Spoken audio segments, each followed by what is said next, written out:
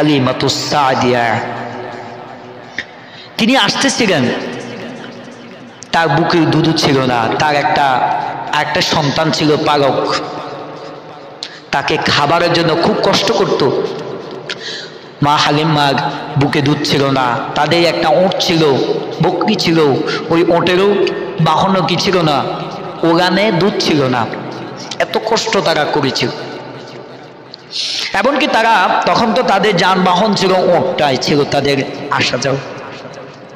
তখন তারা আসতেছিল, এত দুর্বল লোকেরা আগে আগে চলে এসেছে, আর হালিমা পিছনে পিছনে আসতেছে। আস্তে আস্তে দেরি হয়ে গেছে।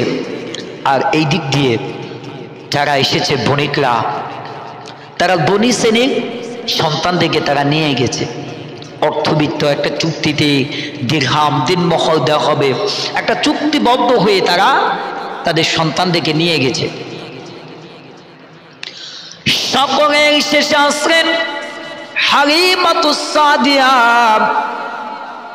তিনি যখন দেখলেন, ঘুরে ঘুরে দেখলেন, তখন শিশু সন্তানদেরকে দেখেন কারো হাত ভাঙা, কারো পা ভাঙা, কিন্তু অর্থনৈতিক অবস্থা ভালো।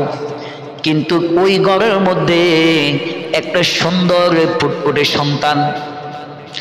সবাই এগিয়ে যায় আল্লাহ রাসূলকে দেখে, কিন্তু যখন তারা শুনতে পায় আল্লাহ রাসূলের পিতা নাই, তখন তাদের প্রশ্ন, যেহেতু পিতা নাই তাহলে তো তার চুক্তিবদ্ধ দিরহামটাও দিবে কে? এই জন্য তারা এগিয়ে যায়। কিন্তু যখন শুনে পিতা নাই, তখন তারা আবার পিছনে চলে আসে। এভাবে হালিমাতুস সাদিয়া তিনিও এমনিভাবে এগিয়ে গেছেন। কিন্তু যখন দেখতে শুনতে পাইলেন পিতা নাই, তখন মা হালিমা পিছিয়ে গেলেন, আবার ঘুরে দেখলেন আর কোনো সন্তান পাওয়া যায় না। অবশেষে মা হালিমা তার স্বামীকে বলল, স্বামী গো, খালি হাতে যাওয়ার চাইতে এই সুন্দর স্বামীকে বলল, এই সন্তানটার দিকে তাকালেন, কেন জানি মায়া লাগে, কেন জানি আমার কাছে মায়া লাগে, যাও ভাগ্যে যাই আছে আমরা এই সন্তানটাকে নিয়ে যাই। মা হালিমা তার স্বামীকে বলার পরে স্বামী রাজি হলো।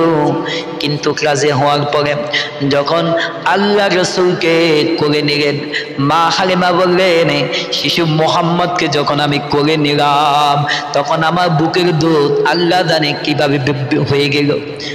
আমার বুকের দুধ অটোমেটিক বৃদ্ধি হয়ে গেল।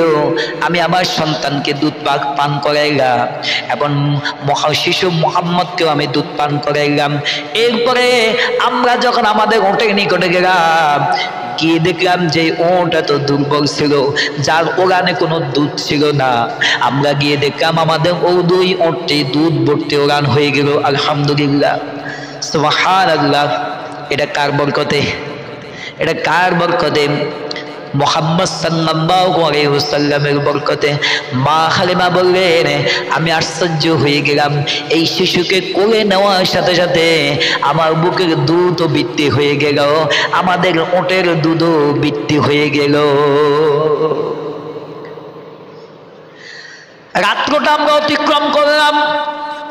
সকালবেলা যখন আমরা রওনা হলাম, আগের দিন যে ওটটা সকলে পিছে পিছে, আর আজকে সেই ওটটা সকলের আগে আগে।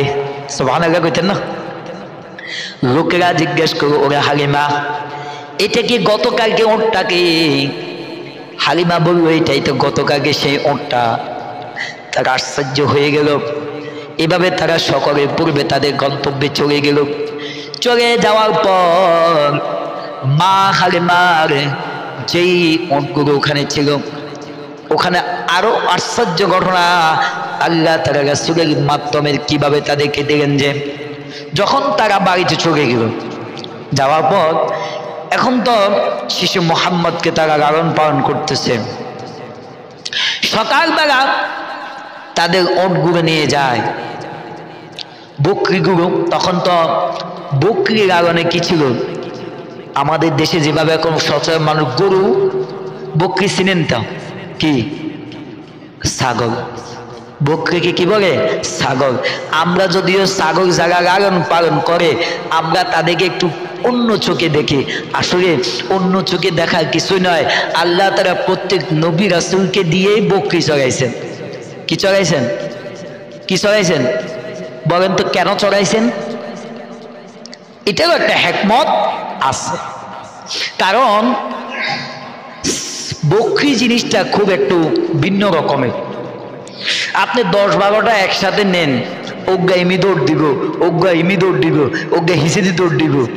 তদ্রূপ সকল নবী রাসূলকে বকরি দিয়ে তাদেরকে সেভাবে তৈরি করেছেন যাতে করে এই তাদেরকে যেই মাধ্যম, যে মিশন নিয়ে পাঠিয়েছে, ওই মিশনের মধ্যে মানুষগুলো বকরির মতো হবে। কেউ এদিকে যাবে, কেউ ওই দিকে যাবে, এক একজন এক এক দিকে যাবে। সবাইকে একদিকে আনার জন্য তাদেরকে কি করতে হবে? এই জন্য আল্লাহ তাআলা তার সকল নবী রাসূলগণকে কি করেছেন? আমার ভাইয়েরা, মা আমেনা বললেন, যখন আমার সেই বকরিগুলো যখন সকালবেলা যায় খালি পেটে, সন্ধ্যাবেলা পেট ভর্তি এবং দুধ ভর্তি নিয়ে চলে আসে, আমরা শেষে মোহাম্মদকে এবং ওই বকরির দুধগুলো আমরা নিজেরা খেয়ে বরণ পোষণ হয় এবং আমরা বাজারে গিয়ে জন্য সেই দুধগুলো বিক্রি করে আমাদের উপার্জনের জন্য আরো অতিরিক্ত হয়ে যায়। সুবহানাল্লাহ। এখন লোকেরা বলে, হালিমার বকরিগুলো যেখানে ঘাস খায় আমাদের গুরু সেখানে দিতে পারস না?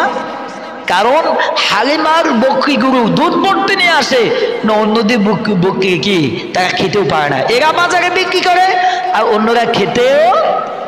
যেটিকে হালিমার বকরির কারণে নাকি আল্লাহ রাসূলের কারণে? আল্লাহ রাসূলের বরকতে। সুবহানাল্লাহ। এই হলো আমার নবীজির, বিশ্ব নবী।